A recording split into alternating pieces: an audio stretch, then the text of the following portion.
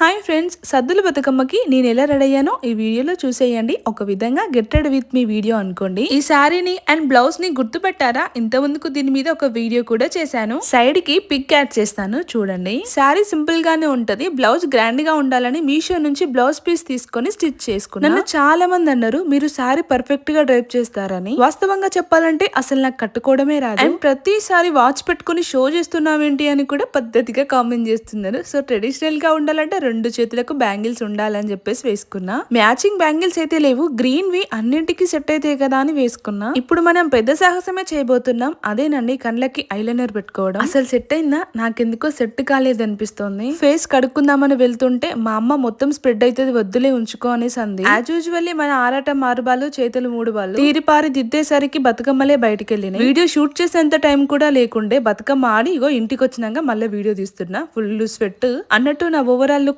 ఎలా ఉందనేది మాత్రం కామెంట్ చేయండి. మరి ఉంటాను, నెక్స్ట్ వీడియో కలుద్దాం. బాయ్.